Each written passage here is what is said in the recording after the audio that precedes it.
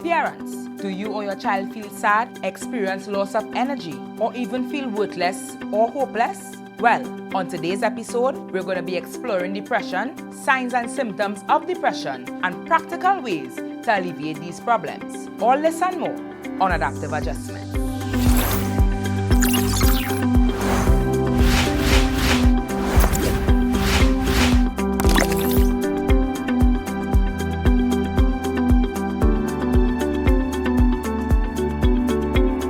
Thanks for joining us on yet another episode of Adaptive Adjustments. I'm your host, Aunty Nika, registered mental nurse, certified mediator, and founder of the youth empowerment organization, Children's in Action. For today's episode, we're going to deep dive into depression, signs and symptoms of depression in both adults and children, and simple yet practical ways to alleviate these problems. Let's get started. Depression is an illness that negatively affects how you feel, how you may think, or even how you may behave. It can contribute towards feelings of sadness, loss of interest in activities you once enjoyed, and can even lead to emotional and physical problems. Depression can also decrease one's ability to function at work, at school, or even at home.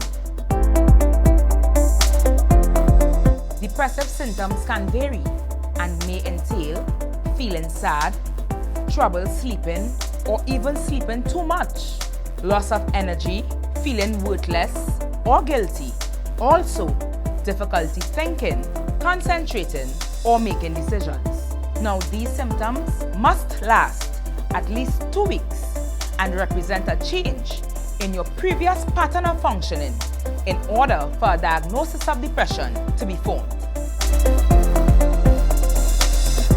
Now, parents, many children display similar signs of depression as do adults. However, children of younger ages tend to display masked depression, which entails acting out aggressively and also aggressive behavior patterns. Other signs of depression in children can be noted as social withdrawal, crankiness or anger, vocal outbursts, excessive crying, or even thoughts of death or suicide. Parents, you want to have a one-to-one interaction with the child.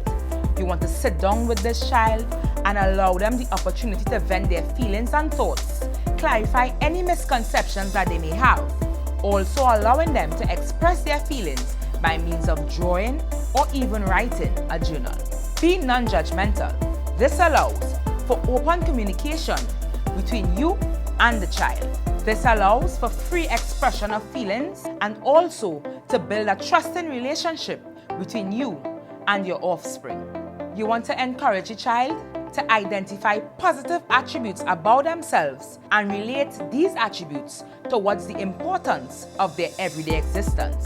Gradually, allow the child to engage in activities which they once enjoyed. You can use persons that they are familiar with, also comfortable with, to encourage a sense of interaction which will decrease social withdrawal.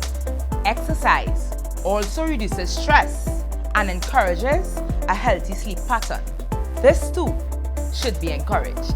Regarding the loss of appetite, serve small yet attractive meals and be sure to praise the child for their efforts. Most of all, encourage family support and seek professional help if depressive symptoms persist.